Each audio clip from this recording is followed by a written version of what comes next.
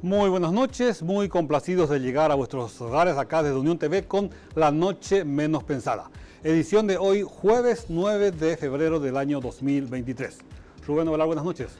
Muy buenas noches, mi querido Marcos. Hola, Oscar. También buenas noches a toda la audiencia de La Noche Menos Pensada, que puntualmente los lunes y jueves sintoniza a las 21:30 horas Unión TV para vernos. Oscar Ferraro, buenas noches. Buenas noches, Marcos. ¿Cómo estás? Excelente. Hoy tenemos muchas cosas. Hoy tenemos un tema muy gravitante que lleva su tiempo, que sin embargo cobró vigencia nuevamente porque hoy se cumplen 9 días de un fallo trascendente. La Corte Interamericana de Derechos Humanos condenó al Estado paraguayo a resarcir económicamente al doctor Alejandro Nissen, quien fuera fiscal y en su momento investigó la tenencia de autos de contrabando, autos MAU, de importantes políticos en aquel entonces, hace ya prácticamente 20 años.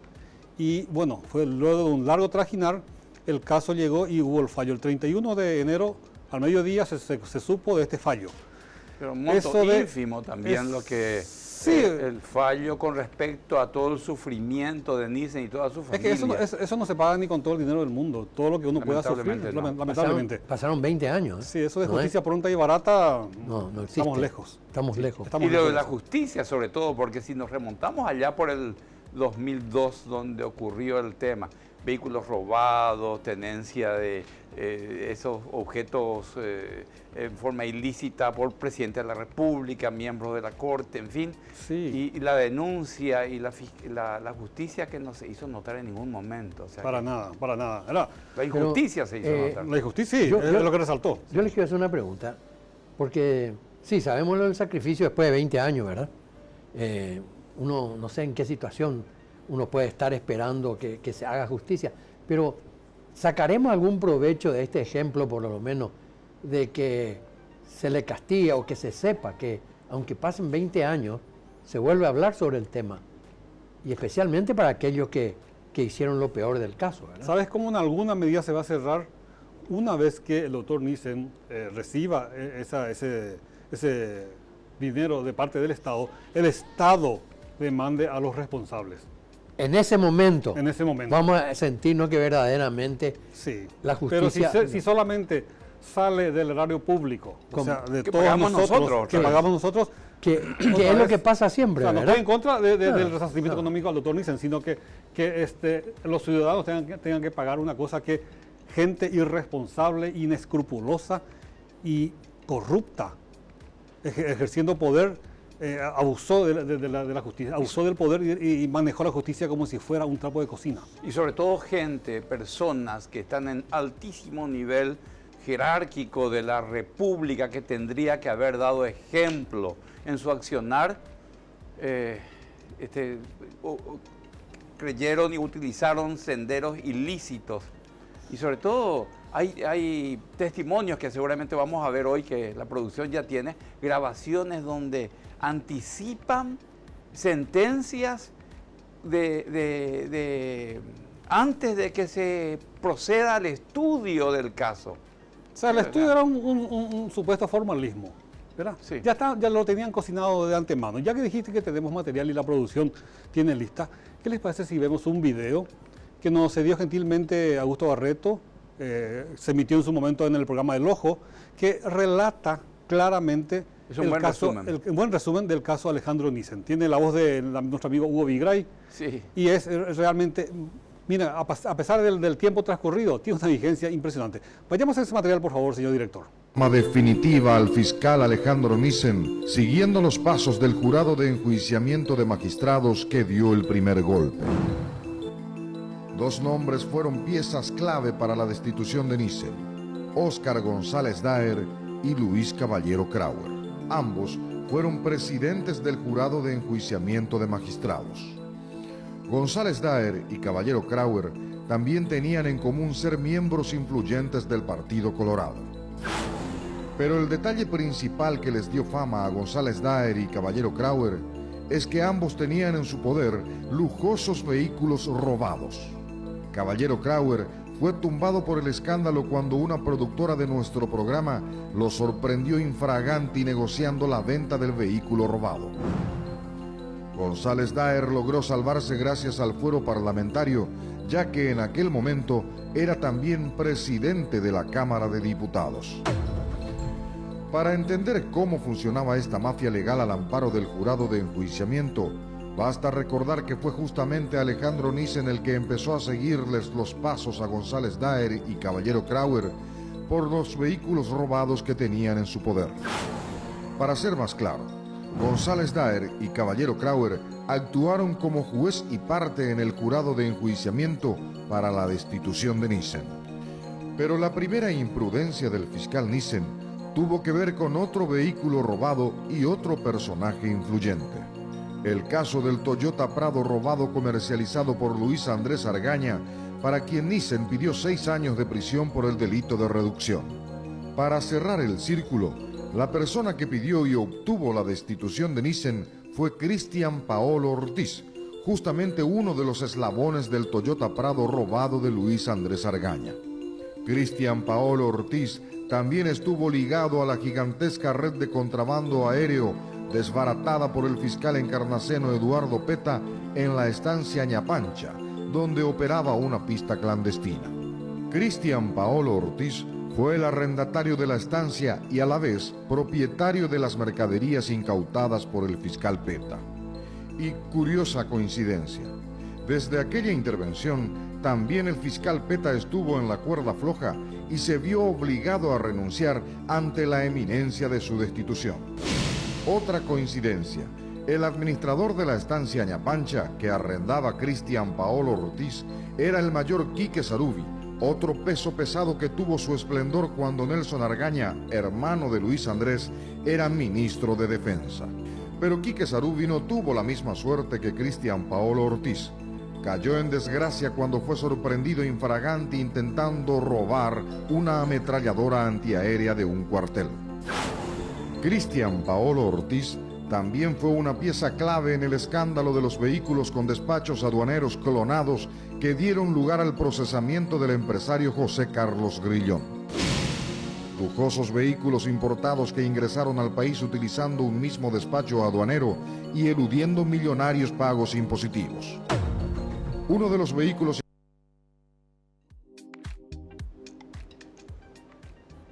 Con toda esa cantidad de plata que tenían, llama la atención que anden con autos robados, ¿eh? Increíble. A mí yo no, el no me cierra. presidente de la República de un país como Paraguay Andaba usando en un vehículo robado. Mercedes-Benz robado en el exterior. Sí. Bueno, el informe está bastante claro. Relata bien por qué esa persecución a Nissen. Pero, ¿qué se impone si estamos hablando del caso Nissen? Acabamos de ver un informe bien completo. ¿Qué se impone ahora? Escucharlo a Nissen. Sí, es cierto. Ya lo tenemos acá en estudio al doctor Alejandro Nissen. En el siguiente bloque está con nosotros para conocer su verdad. Enseguida regresamos acá desde Unión TV con La Noche Menos Pensada.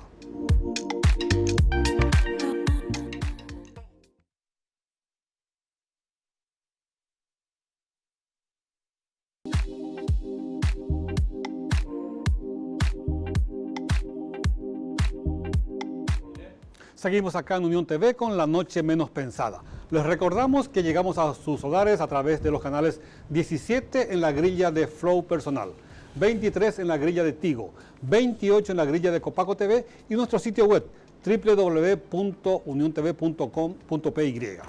Hoy estamos hablando del caso Nissen. La Corte Interamericana de Derechos Humanos hace 9 días dictó un fallo que condena al Estado paraguayo a abonar una importante suma de dinero, sobre todo como resarcimiento económico del largo proceso que tuvo que pasar el fiscal Nissen cuando fue destituido y tuvo que recurrir a la Corte Suprema de Justicia. Fue rechazado su acción de inconstitucionalidad y debido a ello recurrió a la Corte Interamericana de Derechos Humanos. Y ya lo tenemos acá en nuestro estudio el doctor Nissen, como habíamos anticipado en el cierre del bloque anterior. Y aparte de buenas noches, doctor, ¿se hizo justicia?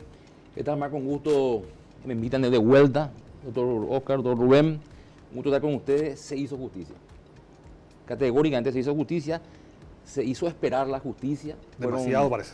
Fueron 20 años, ¿verdad?, de espera, pero de muchas cosas que ocurren atrás de esto, ¿verdad? Muchas cosas ocurren atrás de esto. O sea, no es solamente esperar la sentencia, no. Acá, y vos comenzaste hablando de un tema importante que es un daño, digamos, moral que es incalculable, ¿verdad?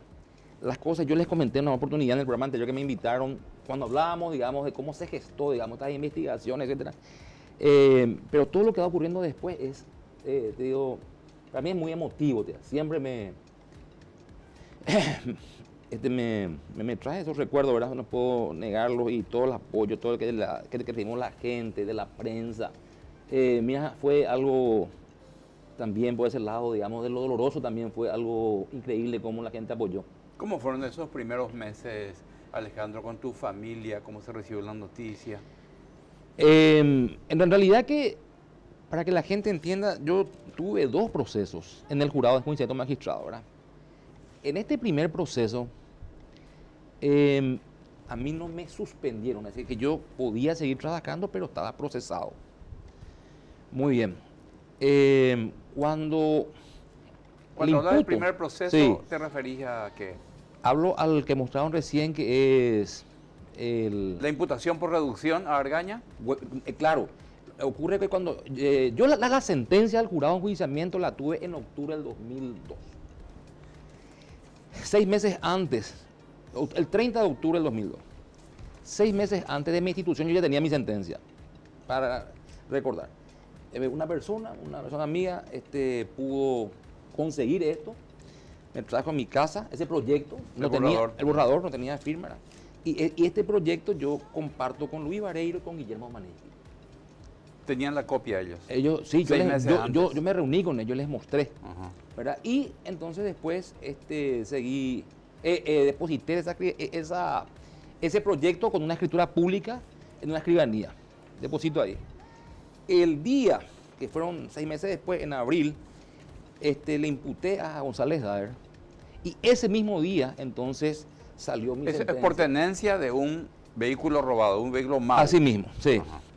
Le imputo a él, y ese mismo día, entonces, sale esa sentencia que estaba depositada en la escribanía. Entonces, yo retiro la escritura pública y el sobre cerrado, lacrado, y hablo con los amigos de la prensa y les invito a una conferencia de prensa y abrimos el sobre ahí. Y comparamos y eran el mismo texto. Lo único que faltaba firmar el proyecto, ¿verdad? Sí. Sí. Bueno, y contra esa, como dijo Marco... O sea, vos tuviste la primicia, inclusive antes que los periodistas. Sí, sí. Qué bárbaro. Bueno, estaba Luis Claro. y Guillermo, y supieron ellos también guardar ese secreto, ¿verdad? Pero yo seguía trabajando normalmente. Bueno, contra esa sentencia del jurado de enjuiciamiento magistrado, entonces hay un solo recurso, que es la acción de inconstitucionalidad. No hay otro recurso, que es también un cuestionamiento que hace la Corte Interamericana de Derechos Humanos, que no puede ser, dice eso, ¿verdad? Bueno, y entonces presento la acción de inconstitucionalidad, pero continuaba trabajando. ¿Qué pasa después? Hacemos un procedimiento grande en Ciudad del Este. Estamos hablando de octubre del 2022. Sí, sí. 2003. 2003. 2003, perdón. 2003. Sí. Hicimos un procedimiento grande en Ciudad del Este de todo lo que ustedes pueden imaginarse: contrabando, evasión de impuestos, producción de un auténtico, lavado de dinero. Y salió impecable la investigación, ¿verdad? Entonces, de vuelta, un segundo procesamiento en el jurado de enjuiciamiento, pero con un condimento nuevo. Ahora sí, el jurado de enjuiciamiento, presidido por González Daer, pide mi suspensión.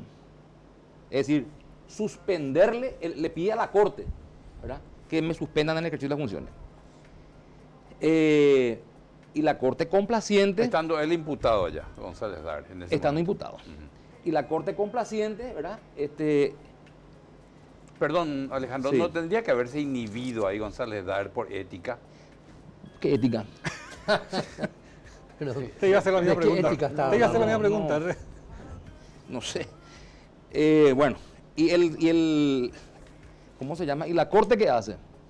El pedido, la sentencia es de un viernes, el pedido entra un lunes a las 7 de la mañana. Eso no existe, pero ni en la hora alemana no existe tanta puntualidad. Y la Corte se reúne después de 2 días y ordena la suspensión de fiscal Nissen, pero con otro condimento más, sin goce de sueldo. Entonces ahí estaban secando, ¿no? Y un magistrado, fiscal o juez que llegue a ese extremo, ¿qué es lo que hace? Generalmente renuncia. Entonces yo le dije a mi familia, no le voy a dar el gusto a estos badulaques. Vamos hasta donde podamos, vamos a aguantar. Y ahí fue que comenzamos a vender otras cosas. Qué duro. Sí, lo que fue pasó. duro. No. Me imagino. Yo me imagino estando Sí, en ese sí, lugar. realmente. Lo difícil que Es- puede ser, ¿verdad, compañeros? Tener que desprenderte de tus cosas y tu familia, No, teniendo yo hijos. les tengo que contar todo porque yo no puedo dejar de mencionar este tema. Y creo que ya les dije una vez. Te digo, nos vamos al colegio San José porque mis hijos no podían rendir todas las cuotas pagadas. Nos vamos a la cooperativa universitaria, a las 3 cooperativas porque no entendíamos qué pasaba. Nos vamos a la 25 con mi señora, 25 de mayo. A los locales, ¿verdad? A los tres locales. locales. Sí, 25 de mayo para ver cómo podíamos refinanciar esa deuda. 25 de mayo y México. Ahí no, acá no hay ni una deuda. Váyanse a Colón. Colón. Vamos a Colón, ni una deuda. Váyanse a la central. Nos vamos a la central y entonces yo feriaba, mi señora se bajaba y entonces le dicen que no hay deuda. Lógicamente después supimos, ¿verdad? Porque mi señora ya no puede ser. Después supimos que un amigo nuestro de nombre Guillermo González Llano, muy amigo nuestro, había sido que... Lo conozco, excelente amigo. Tu vecino también Sí, era. sí. Bueno, él y todos esos amigos que vos conocés, Marquitos, había sido que hicieron una colecta y fueron pagando todas las deudas. Pues digo, esa solidaridad es imposible de no mencionar. Un amigo también, ex jefe, el señor Juan Petersen, supo que estaba un auto mío tirado en un taller, pero no teníamos, pagó todito la reparación. Alejandro, Y bueno, y así, ¿en algún momento de ese lapso de tiempo temiste por tu vida? nosotros experimentamos dos situaciones. Una era, es una cosa cómica, pero vamos a la más seria. Yo recibo una llamada de un amigo mío. Después les voy a contar en privado porque no tengo la autorización para mencionarlo. No, está nada. bien. Pero este amigo, realmente es amigo de mi cuñado, le llama y le dice que él tiene conocimiento de que le iban a secuestrar a mi hija. No a mi hijo, a mi hija que se llevan un año, ¿verdad? Que es Astrid. Y bueno, y entonces yo le llamé cuando fue al fiscal general y le dije, mira, doctor, pasa esto y ¿qué vamos a hacer? Le digo, ¿verdad? Entonces él se ocupó, mandó gente a mi casa, vio los lugares donde podrían filtrarse personas y yo tenía un chaleco antibala y un arma larga que yo llevaba en el vehículo. Esa fue la protección. Y mi señora sí se iba al colegio, pero yo nunca quise ningún guardaespaldas, porque muchas veces es el guardaespaldas que te va a traicionar. Y pregúntenle eso al juez Lovera Cañete, cómo terminó su señora. Entonces, lo que ocurría era que el auto se iba detrás de mi señora en todo momento, mientras hubo esa crisis, ¿verdad? Pues eso se fue calmando. Pero esa información es información seria que proviene de un lugar donde estaba el informante, que es una persona llegada, ¿verdad? Y relacionada con ese video que mostraron recién. ¿Cuánto tiempo duró eso, Alejandro? Y yo no te puedo decir, Rubén, porque vos estás con esa inquietud, estás con esa... Todo el tiempo. o sea, puede ocurrir en cualquier así momento, nomás, ¿verdad? claro. Pero yo le digo, en serio le digo, y no por hacerme el ídolo, no. Yo cuando yo concursé para la fiscalía, acá había un cambio del sistema jurídico penal. Se cambiaba el sistema jurídico penal y la fiscalía asumía el rol de investigador. Sí. Es importante que la gente sea. O sea, toda la... Con el código de Schoene. Claro, sí. Sí, con Schoene, Elio Vera, el doctor Escobar Baela, todos participaron en ese proceso de cambio. Bien. Entonces, mi gente ni sabía que yo me presenté para la fiscalía. Y jamás pisé el Consejo de Administratura para decir que hice un lobby o que tengo algún padrino, no, nunca. Bueno, era la época del doctor Callizo, por ejemplo, como uno de los miembros del Consejo de la Magistratura. Y entonces, lo que le iba a decir nomás es de que le dije a mi familia, esto ocurrió, yo me presenté, bueno, después fui electora o elegido. Y yo no creo que termine este proceso. Yo creo que en tres años, yo creo que a mí me van a quitar de la fiscalía. Y fueron 4, no fueron 3, ¿verdad? Lo que no completé fue los 5. Pero siempre dije que lamentablemente está dentro de una posibilidad seria y cierta de que vos no termines con vida este cargo. Después yo digo, a mí me movieron de un plumazo y a Pechi de un balazo. Esa es la realidad. Qué expresión dura. Pero es la realidad. Yo tuve la suerte de estar hoy con ustedes acá hablando, ¿verdad? Y Pechi no. Pero cuando vos comenzás a, digamos, hacer esas investigaciones contra el crimen organizado, gente pesada, ¿verdad? Entonces que tienen todas las posibilidades de liquidarte en cualquier momento. Entonces es un riesgo. Y está dentro de las posibilidades. Y el agente fiscal que se va a presentar tiene que saber que es así, o si no, que se dedique a otra cosa, ¿verdad? Que no se presenta un cargo como este. Pero ¿y los sistemas de seguridad, por lo visto, no funcionan? O por lo visto siempre van a dejar de ser tan certeros, ¿verdad? Y es persuasivo nomás, Oscar. Es persuasivo, ¿verdad? Saben que vos tenés a una persona, pero cuando es tu hora vas a caer con lo que le pasó a Argaña, ¿verdad? Con guardaespaldas, con toda la... Igual muere, ¿verdad? Sino que le va a costar más nomás seguramente el desenlace fatal al sicario, ¿verdad? Y hoy está de moda. Antes, por lo menos, te digo, ni hacía falta. Un sicario sí con un plumazo, González Daer manejaba el Poder Judicial, manejaba el jurado de enjuiciamiento de magistrados y manejaba la Fiscalía y muchas otras instituciones. Alejandro, cuando vos tenés el rechazo de la Corte Suprema de Justicia de Paraguay y recurrís a la Comisión Interamericana de Derechos Humanos, ¿verdad? Pero ¿por qué fue tan largo ese proceso? Y vos sabés que realmente a mí me asombró, porque cuando hablamos de derechos humanos, pues vos pensás de que vas a tener un tratamiento mucho más rápido, más... ese es el tema. Pero vos, o sea, al agotar, digamos, las instancias en Paraguay, que en este caso es el rechazo de la acción de inconstitucionalidad, ¿verdad? Se acabó ahí tus herramientas procesales, legales. Entonces ahí recurrís a la Comisión Interamericana, que está en Washington. Pero ahí vos presentar la denuncia, después de unos años, cuando ellos leen, por ejemplo, le ponen un número y se llama petición. Y después de otros varios años, y ahí comienza ya el peloteo, ¿verdad? Hay un traslado a Paraguay, Paraguay contesta, comienza el peloteo. Esa es demora habitual, doctor. Había sido que sí. Ajá. Nadie que yo hasta ahora con quien haya hablado me dice de que esto es una cuestión rápida. ¿Vos recurriste por derecho propio o tuviste asesoramiento de gente conocedora? Por derecho propio, sí. Yo preparé el caso, ¿verdad? Los hechos, las pruebas. Era la denuncia es una carpeta enorme, ¿verdad? Con todas las pruebas, todo. Todo esto que estábamos hablando, todo está aprobado. Filmaciones, grabaciones, documentos. Por eso yo te digo, agradezco mucho a la prensa porque siempre ellos acompañaron y fuimos documentando y eso causa roncha.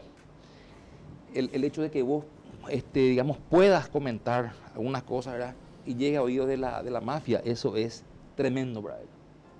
Entonces, todo eso se fue documentando y en el día del juicio, que ya para entender, la comisión entonces, al final, esa petición convierte en un caso y después la comisión le sugiere al Paraguay que dice acá, aparentemente existirían, no es un juzgamiento ni una sentencia de valor. Una sugerencia. Una sugerencia, acá existirían violaciones de derechos humanos. Entonces, les sugerimos que solucionen amistosamente con quien sea, con la víctima, ¿verdad? En este caso conmigo. Como reposición del cargo, por ejemplo. Y puede ser reposición o puede ser la indemnización antes de llegar a lo que fue el juicio, ¿verdad? Pero acá a ningún gobierno... Una especie de negociación previa. Una negociación previa, ¿verdad? Yo quería ser restituido, les cuento bien, porque yo recibí un llamado del doctor Heriberto Alegre. Heriberto Alegre me llamó a mí desde Washington porque a él quedó encargado de la parte de casos de Paraguay ante la comisión y me llamó enseguida y le dije, mira, doctor, le digo, te agradezco mucho tu llamado, tu interés, a mí me gustaría volver. Entonces después recibo una llamada, mira, hay interés en una negociación, pero tu regreso a la fiscalía me dicen que es innegociable, que no. ¿Cuánto tiempo después de tu suspensión, eso fue, Alejandro, que te dijeron imposible que vuelvas? Y eso habrá sido y después de 5 años más Las o menos. mismas autoridades estaban todavía. Sí, estaban pululando. todavía. Sí, claro Por que eso. sí. González Daer estaba en su salsa cuando eso estaba en su apogeo. Él cayó en desgracia hace poco nomás, ¿verdad? Pero después él seguía manejando. ¿Cuánto tiempo después comenzaste a trabajar como abogado del foro acá Y en Paraguay? en el- Después de la suspensión. Y fue 2004, yo ya estaba suspendido y inmediatamente después. Claro. ¿entendés? Ahora, es duro, ¿verdad? Porque no tenés ni clientela, Ni no tenés claro. dónde atenderle a la gente, bueno, que no pensás porque te van de la noche a la Una mañana. especie de exiliado en tu propio Exiliado, país. Así mismo. ¿Mm? Porque Y me dijo la pasada, entonces sos un paria, me dijo. un paria. Me dijo Bruno en un programa. Sos un paria, le digo. Y tus amigos, tus compañeros. Así que hay mucha gente, muchísima, que tengo bien seleccionada, por decirlo, individualizada. Hay mucha gente que también no te saluda, por ejemplo, siendo compañeros y habiéndote. Eso me ocurrió también en el ascensor de la fiscalía, subiendo. Una persona a quien yo le he acompañado bastante. Esa es la hipocresía. Y no No, ni saluda. porque vos pues sos, digamos, la oveja negra de la fiscalía. ¿Entendés? Entonces, te digo, acá hay un desgaste, te voy a decir, social, moral, psicológico, Y económico, muy fuerte. Y económico, ni qué decir, ¿verdad? ¿Y vos tuviste que viajar, Alejandro, al exterior para atender tu proceso? La gente que puede va a Washington y hace una suerte de lobby para tratar de adelantar ¿verdad? Como ocurrió, creo que con Ríos Ábalos pudo él ir a movilizar por su caso. Yo no tenía forma, no tenía recursos para hacer eso, ¿verdad? La única que viajamos fue ya ahora para el día del juicio, que sí, la corte, antes que nada, hace una averiguación. O sea, ellos te ofrecen un fondo de reserva para las víctimas, pero para que vos accedas al fondo de reserva de las víctimas, tenés que mandar tu declaración jurada, tu IVA, todas esas cosas, ¿verdad? Y ellos estudian todo y cuando les parece que está bien, entonces ellos te solventan los pasajes. Claro. Así es. Decime una cosa, con todo lo que te pasó a vos en 20 años, ¿qué ha pasado? ¿Cómo estamos hoy? ¿En la misma situación? ¿Peor? Y yo les digo que ayer yo tuve un llamado de una ex jueza y lo que me comentó es más o menos calcado a lo que me pasó a mí sin la participación de González Daer. Yo no puedo creer todo lo que le hicieron a esta señora y fue motivo, digamos, de denuncia pública y todavía nomás no se encaró seguramente bien, ¿verdad? Pero ella va a recurrir también a la Comisión Interamericana para hacer su denuncia, ¿verdad? Pero te digo, la pregunta, Oscar, Sí. es esa, ¿verdad? O sea, sigue igual. Sigue igual, ¿verdad? Sigue igual, sí. Es un chiste la justicia en este país. Salvo que vos seas del equipo. Bueno, pero suponemos que nosotros supongamos que no estamos en el equipo, Y sí, porque a esas personas con quienes debemos de saber qué está pasando. Entonces no hay juicio acá, como el caso tuyo donde seguramente vas a presentar el audio donde hay una sanción anticipada antes de tratarse tu tema. sí, hay un audio que en su momento se había también, ¿cómo se dice?, publicado, hecho conocer, y también ABC Color hizo la transcripción del audio, ¿verdad? Y, ¿cuál sería la cámara? Vamos a hacer lo siguiente. El audio lo pasamos en el siguiente bloque. Sí, ¿Qué te parece? ¿cómo no? En instantes, lo que van a escuchar es sorprendente. Regresamos acá desde Unión TV con La Noche Menos Pensada.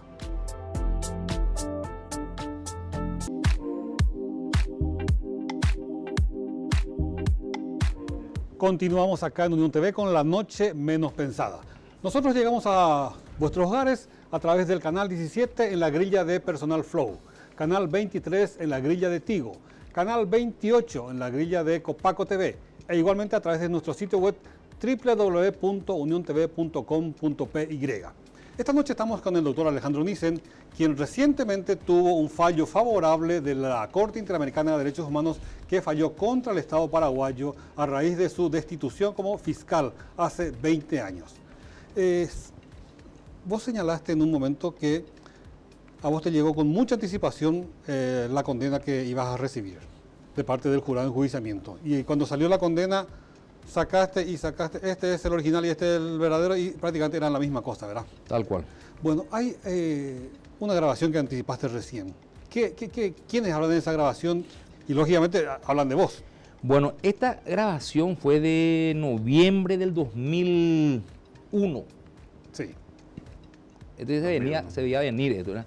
Bueno, entonces en esta grabación que se hizo pública en su momento y que también a veces Color había publicado hasta transcripto el contenido, es una primera conversación que habla González Daer, siendo presidente del jurado de enjuiciamiento, con el señor Bestar, que creo que era en ese momento, era secretario de la General presidencia. de la presidencia. Yo no sé, lo que no entiendo es por qué González Daer le llama a Bestar para decirle que apure el voto de la destitución. No entiendo por qué si él tenía la lapicera. Calculo que habrán algunos miembros que no se animaban a firmar y entonces, como sea, tenían que apurarle o presionarle para que eso ocurra, a cambio de los favores que entre ellos se prestan, ¿verdad? El tráfico de influencias.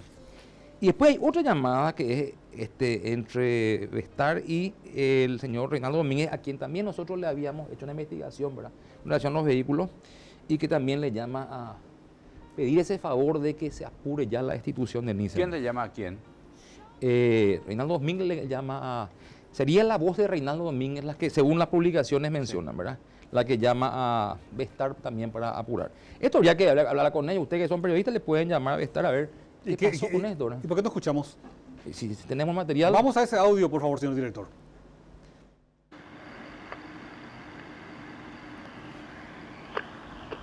¿Cómo hablas, Jota?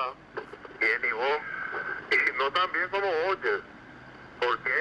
Y no, y este quilombo que me está metiendo esta gente y no recibo la llamada de nadie. Ese es un quilombo. Puta carajo, un rompebola de la puta.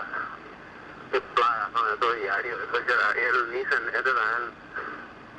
Pero no sé si sabes que hoy se reunió nuestro amigo, se reunió con una persona de pedirle va a decir que le voy a mandar mazo a ese.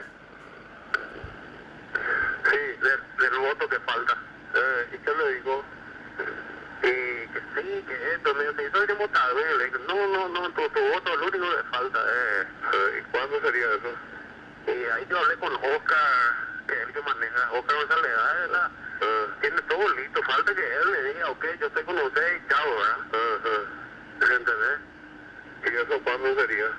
Y yo, según Oscar, puede ser en cualquier momento, no hace falta nada, como para hace falta que el otro le confirme, nomás para no plantear y perder, ¿verdad? Entiendo.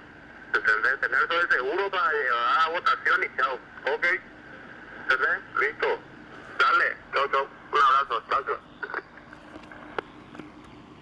El jurado de enjuiciamiento de magistrados entonces tenía otra conformación a la actual. La Corte Suprema de Justicia de entonces tenía otra conformación que la actual, salvo creo que el ministro Fretes. Salvo, creo que, no estoy seguro, ¿verdad? A lo que quiero llegar es lo siguiente, Alejandro. Cambian los personajes, pero los vicios se mantienen así intactos. Porque el jurado de enjuiciamiento en este momento también está sumamente cuestionado por estar sometido. Así mismo, por eso lo que hablábamos hace un rato, ¿verdad? Los responsables de la sentencia, ¿verdad? ¿Tienen los nombres? El fallo de la Corte. Del fallo primero del jurado de enjuiciamiento. ¿Están los Marcelino nombres? Gauto Bejarano, Luis Caballero Krauer, Esteban Samaniego Alemán, Francisco José de Vargas, Luis Mendoza Correa y Antonio Fretes. Por la positiva, por la destitución, por la destitución. ¿Por qué no firma esta sentencia González Daer? Porque yo le había recusado en este proceso. Pero sí aparece en el siguiente que les comenté, que es quien pide ya mi suspensión de antemano. Y los miembros de la Corte, en aquella época los responsables son José Altamirano, Alicia Pucheta de Correa, Raúl Torres, Miguel Oscar Bajac, Sindulfo Blanco, que después se integró, parece, con Arnulfo Arias, Basilicio García, Arnaldo Martínez Prieto y Marisol Sucolillo Garay de Bouga.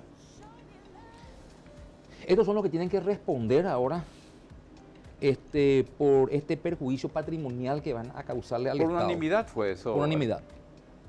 Así es. Y José Altamirano también firmó.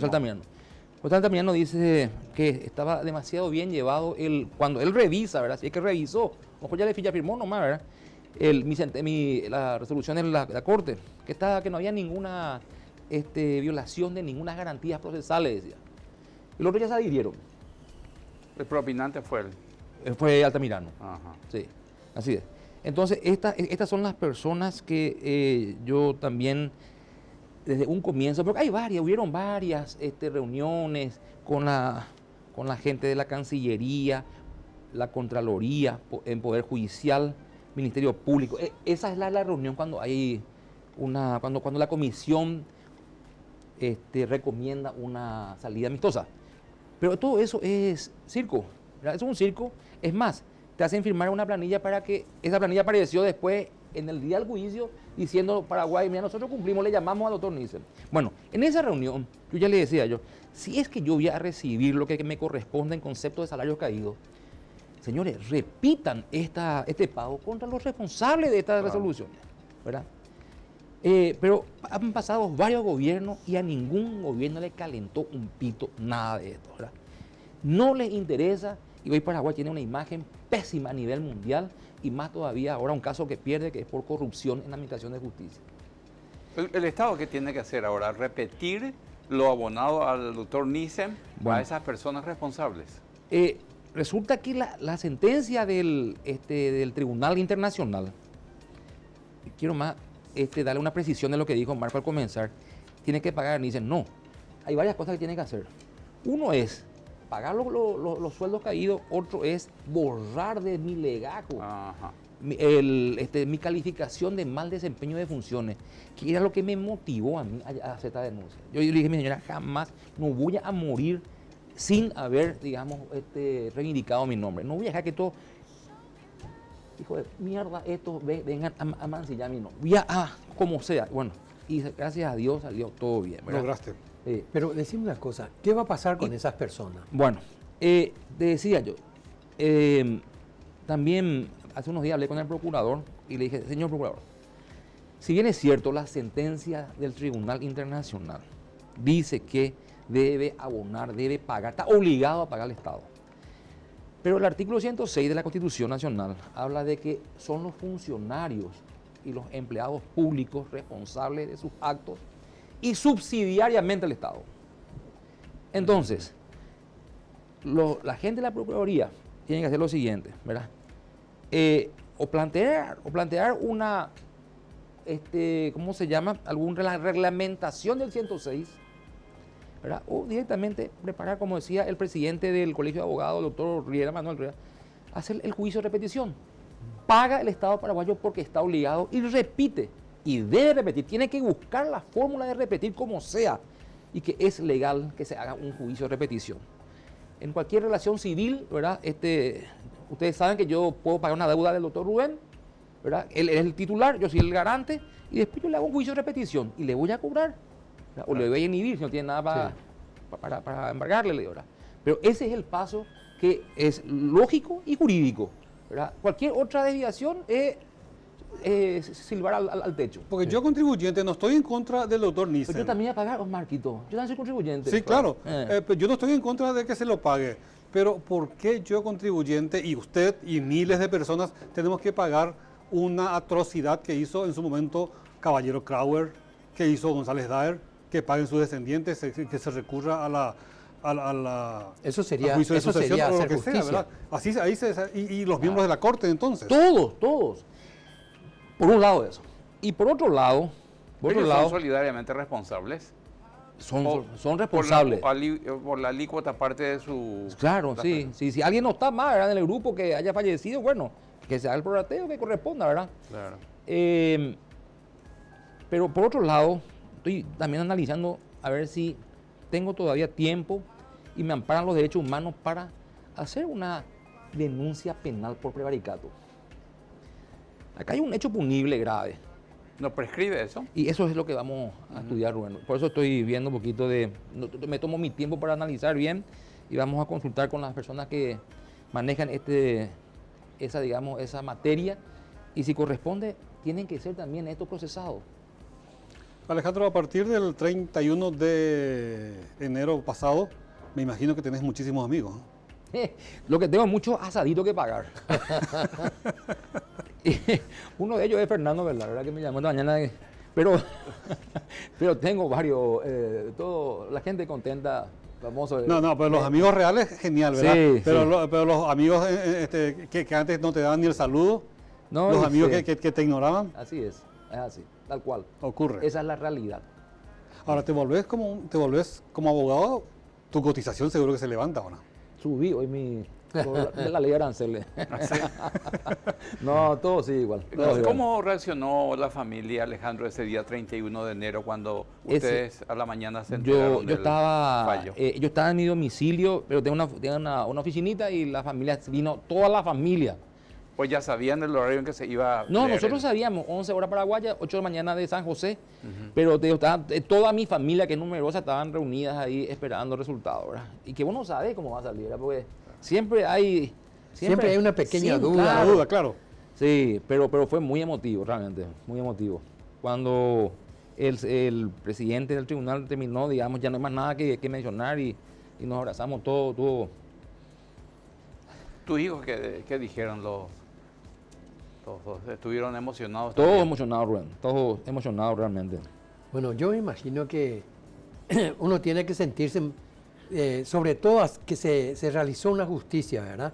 Esperar 20 años para que la justicia venga de afuera. Porque lastimosamente nuestra justicia sigue siendo tan paupérrima, esquelética, ¿verdad? De lo peor. Porque no tenemos confianza. Yo creo que cuando estoy diciendo eso, no tenemos confianza, muchísima gente te va a decir, ¿cree usted en la justicia paraguaya? Y yo no sé si alguien va a salir a decir, es fantástica o algo así. Con todos estos antecedentes, Pero con todo pruebas, estos antecedentes, con este lo que está fallo pasando también. en estos mismos momentos. Sí, sí. Y así es, ¿verdad? No hay una garantía jurídica. No hay, una No hay garantía. garantía. Hay buenos magistrados categóricamente, hay buenísimos magistrados, gente sana, no contaminada, hay buenos fiscales, pero no hay la excelencia, ¿verdad? No hay esa garantía que yo te pueda decir, nosotros vamos a meternos en este juicio y vamos a ganar. ¿Qué tendría que hacerse acá en el país para sanear la Y yo creo, justicia? antes que nada, despolitizar el tema de la justicia, con el tema del Consejo de la Magistratura, el tema del jurado de enjuiciamiento, ¿verdad? No tiene que estar conformado por políticos, porque son los que manejan el país hasta hoy, ¿verdad? No sé qué va a pasar mañana. Entonces la reforma de la Constitución es una de las salidas, ¿verdad? Una enmienda, pero esa es la única forma. Y buscar gente capaz, buscar un patriota, no sé cómo se llama, incluir dentro de los requisitos para magistrado. Porque de qué vale que vos selecciones una persona que tiene medalla de oro de la facultad, todos los chiches, una persona es un Google, pero es un tibio, un pecho frío, y una persona que no tiene decisiones, no tiene coraje para nada, ¿de qué No te sirve de sirve? nada. ¿De qué sirve? Ahora, ¿cómo hacer esa? No sé si hay que ir con un sociólogo o con quién para ver cómo poder, digamos, calificar eso. Pero Tiene que venir de arriba. De arriba vos tenés que sentir. ¿Un Bukele tiene que haber? No, tiene que haber, Tiene no un sé Bukele, quién, sí. pero tiene que haber una persona que goce de la confianza de la gente. Si no viene de la cabeza, eso es uno, ¿verdad? Uno. Y otro es, por ejemplo, si vos tenés un jefe, Sí. ¿verdad? Que tiene esa línea, entonces vos tenés que estar tranquilo. Pero mi jefe fue mi verdugo, para comenzar, ¿verdad? Entonces, le digo nomás, si hay esa, como decía Rubén Bukele, ¿verdad? Claro, vos te sentís seguro, tenés que cumplir con esa línea. Diciendo elegantemente, alguien que tenga los aditamentos masculinos bien puestos. Así mismo, así mismo. Y ojalá el nuevo fiscal general tenga esos aditamentos masculinos. A propósito, dentro de exactamente un mes asume Emiliano Rolón Fernández. El 9 de marzo asume. ¿Cuál es tu expectativa con respecto a él? Y Emiliano es una persona muy conocedora del derecho penal, procesal penal, ¿verdad? Una persona preparadísima, ¿verdad? Un magistrado conocido, un magistrado de renombre, un abogado pasillero, yo lo conozco hace años, pero ahora tiene un momento clave que vamos a ver si esos Aditamentos. los aditamentos realmente los pone sobre la mesa y golpea. Si no, no pasa nada. va a ser igual que la que tenemos ahora. Y va a ser igual la que te va. ¿Pero te parece que una persona podría cambiar el sistema? Esa es una buena pregunta, ¿no? Una buena pregunta.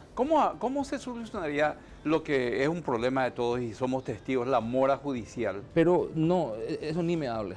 Eso ni me hable. Yo les digo, yo presenté Es una una vergüenza, acción de inconstitucionalidad en aquella época. En el segundo proceso que me hicieron, ¿verdad? Que salí absuelto, ya con otro jurado. Ramírez Montalbetti, doctor Duarte, eran otras personas. Salí sobreseído y el último punto de la sentencia, costas en el orden causado. ¿Por qué pico en el orden causado las costas si yo gané el juicio? Planteé una acción de inconstitucionalidad con eso, 2004. Hasta ahora no se integró la Corte. Casi 20 Sí, años. sí. 20 años. Sí. Y sigue la espera. Sí. Y ya fue cambiada varias veces. Sí, no, y por eso digo, yo, si algún día el colegio de abogados pone una mesita con una silla, una persona que tome ahí notas de las quejas de los abogados, o si hay algún día alguna especie de auditoría de gestión acá, aplazado por el juicio. Aplazado. Pero aplazadísimo. la Corte es la que tendría que dar el ejemplo para evitar la mora. Y si esperan para poder emitir un fallo casi 20 años después, y ese habrá de ser uno de los tantos casos Por eso, que claro. hay por todos los juzgados Así y mismo. los tribunales. Por eso te decía, si haces una encuesta ahí o una anotación, hay miles de casos así. Miles. Sumado al caso de impunidad también. Sí. De impunidad, y después también hay gente, hay un dicho, no son todos los que están, ni están todos los que son. Porque he visto persecuciones, casos emblemáticos que como sea, deben ir procesados, deben estar presos y no hay una sola prueba, por ejemplo. Pero como es un caso X, entonces hay un espíritu de cuerpo ahí para jorobarte la vida. Te digo desde el punto de vista de defensor, como defensor. No hay prueba, pero lo que vos planteás está mal. Y después te dicen que sos chicanero. Abogados chicaneros te dicen, y vos ves que tu cliente lo único que quiere es reventarlo. Alejandro, después de entrada en vigencia de la Constitución del 92, comenzaron a conformarse el jurado, el Consejo de la Magistratura, se conformó una nueva corte, que fue, digamos, el famoso pacto de gobernabilidad y todo ese tipo de cosas. Hubo abogados opositores, o sea, que pertenecían a la oposición, que integraron la Corte Suprema de Justicia. Muchos recuerdan como una de las mejores cortes de las últimas décadas. ¿Por qué se fue deteriorando aquello? Cuando que en su momento fue digamos, resultado de un pacto, ciertamente, pero estaban excelentes juristas. Yo creo que Y por eso mismo. Sí. No, yo creo que se va prostituyendo todo eso a partir de que la parte política toma dominio del territorio. Entonces, ¿qué es lo más fácil? ¿Verdad? Bueno, si te enfrentas, ya sabes cuál es tu destino, la calle, ¿verdad? Y si no, sos amigo de ellos, sos complaciente, estás en el sistema, cobras tu sueldo a fin de mes, al mediodía te vas a trotar en un guazú, tranquilo, ni un drama, y sobrevivís.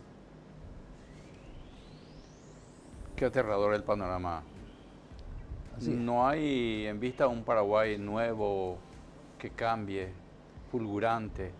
Yo les quiero comentar nomás, me tocó trabajar en una consultoría para mejorar, para potenciar, digamos, la auditoría de gestión fiscal.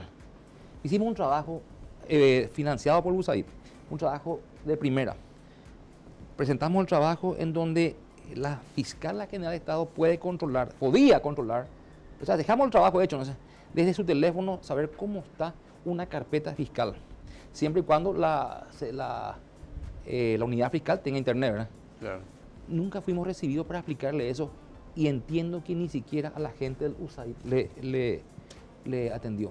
Es decir, cuando vos presentas una herramienta que es muy interesante para ver, para mejorar y para progresar con la gestión de la gestión fiscal, te digo, ni siquiera así. El proceso digital funciona acá. Funciona, sí, así está funcionando. Son las personas las que no funcionan. Así es. Sencillo. Claro, Hace falta, el viejo dicho, un nuevo Paraguay. Sí. Porque viene de arriba el tema. Si arriba la cabeza no funciona, claro. Sí. nada va a funcionar. Pero no Y solamente la el cabeza no está funcionando desde hace mucho tiempo. Pues no solamente el juez, está el secretario, pero el ujier. Pero vos vas a saber, todo, la cadena. vas a ver el número uno. cadena. Si esa persona es persona capaz, todos van a seguir el mismo ritmo.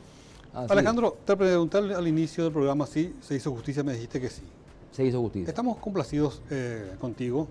Realmente ponderamos toda la larga espera que tuviste, todo lo que pasaste. El monto que recibas no paga nunca todo ese momento que pasaste junto a tu familia, ¿verdad?